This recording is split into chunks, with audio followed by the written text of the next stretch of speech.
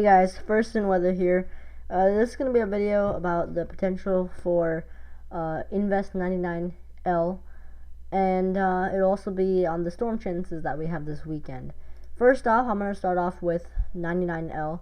It is currently well southeast of us. It is northeast, of Cuba, and right now it's an unorganized area of thunderstorms and just an area of instability, but models are suggesting that it could intensify actually into a tropical storm and maybe even a weak hurricane by the end of next week.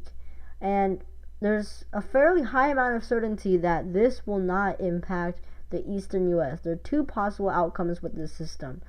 One, it could go inland and track in and make landfall in North Carolina, or track really close up to the coast, or it can curve out to sea like a fish storm, like most storms do, like most tropical systems do, and go out in this northeasterly direction, providing minimal impacts to the mid-Atlantic, maybe just a little bit of rough surf along the beaches for a few days. And so this track is going to be very important in determining the impacts that we see. If we go to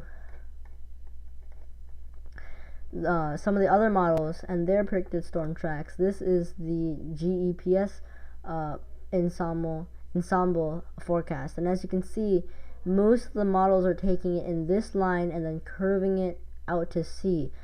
When this curve happens is going to be essential to determining whether we get any impacts from this or not. Right now it's looking like it's going to go out to sea because we're going to have a weak trough in place when this system gets near to us. We switch the European model, go to the CONUS region, and go to the 500 height anomaly. This is the system right here. And then if we switch to the 850 millibar level, you can see that winds aren't really favoring this thing to go inland. And if we switch once again to the 500 millibar level, you can see that we have a weak trough in place. We have a little bit of a ridge right here and then a little bit of a trough right here, really minimal, only causing temperatures to just slightly be below average. But as you can see, this trough is causing winds to go in this direction, causing winds to come from the southwest, and that will cause a storm. It can't override these winds. It's going to be forced to go like this out to sea, providing minimal impacts to our area. And so in the next few days we'll really get a better idea of what actually will happen, but right now the probability of this system making landfall, going inland, seems quite low. So for now, there's no reason to get worried. There's no reason to start going to the grocery store or anything. It's looking like this system will be a fish storm. If we go to the shorter term, I'm going to switch to the NAM real quick, or our region. Like many of you are, I know many of you are really excited about the Jazz Festival this weekend in Richmond. It's a big festival. However, we could see a few thunderstorms Saturday and Sunday.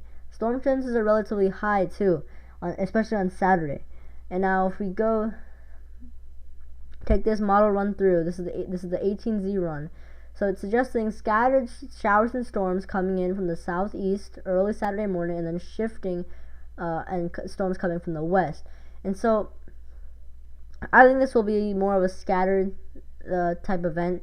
I think precipitation chances will be around 60%, 50 to 60%. So some areas will miss out, but I feel like we'll be having pop-up thunderstorms occur throughout the day. If we go to a weather sounding for Friday, we can see that conditions aren't too favorable for any severe weather or anything, but there is a relatively moderate amount of instability in the atmosphere, and the surface parcel path is indicating cloud tops could be around 35-40,000 feet. Not that impressive, but still nothing to laugh at. And so I think these storms could have a little bit of heavy rain. Again, the PW values are pretty high, 1.89 inches of potential precipitation. So we could see some heavy rain with some storms. These storms will develop quickly and they'll have a short life. So you'll have these storms form, they'll die off quickly, but when they're alive, you could see a heavy burst of rain in a matter of a few minutes. Now, if we go to Saturday, same story. We could have storms, and let me make this clear. We have storm chances Friday afternoon, Friday evening, into Friday night.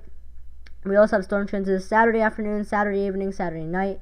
So it's basically a chance of storms at any time. Storm chances will be higher during the afternoon and evening when instability is highest, but I can't rule out storm chances during the overnight hours. And this is Saturday. You can see we have another wave of storms coming through, and then this takes us to early Sunday morning. And so I think we'll have storm chances Friday, Saturday, and Sunday. So if you're unlucky enough to get rain all 3 days, this might be not so good of a weekend for you. But temperatures will be nice. We'll have high temperatures in the mid-80s on Friday, low temperatures right around 70 degrees. Humidity won't be too bad, but it also won't be too low, so it'll be a little humid out there. You might start to feel it a little bit if you're out for too long. Same story Saturday. High temperatures in the upper 80s, low temperatures in the mid-60s. Humidity will be a slight touch higher. Then on Sunday, high temperatures in the upper 80s and low temperatures in the lower 60s. The rain chance on Sunday is actually, I made a mistake a few seconds ago. I said Sunday will also have the chance for rain. It's looking like Sunday might actually have a lower chance of rain, a significantly lower chance of rain than Friday and Saturday. I think 20% at best. I apologize for this notification.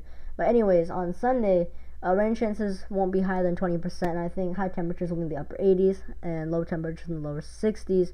And skies will be partly sunny to partly cloudy. So, if we move on, you can see we have these storms coming in early Sunday morning. Now, if we switch to the climate model, the CFS model, and this is the weekly model, and this is the temperature anomaly forecast. And as you can see, week 1 for the next week or so is predicting slightly below average temperatures for the state of Virginia, and I agree with this, because for the next week to 10 days, high temperatures won't go above the mid 80s. We'll have low 80s, mid 80s, and even this Tuesday we could see high temperatures in the low 80s and upper 70s. So really, quite amazing stuff. It'll feel really nice out there on Tuesday. Humidity will be really comfortable. So I encourage you to go outside, have some fun.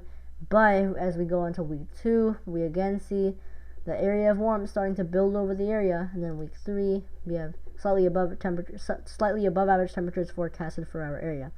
So that's it for now. For the next 2 weeks or so, expect slightly below average temperatures to temperatures right around average. Also, stay tuned for my 2017 fall forecast. Fall is right around the corner. I'm going to have my fall forecast in a couple of weeks. Make sure to stay tuned for that. And I hope you enjoyed this video. Make sure to hit that subscribe button, and I'll see you next time.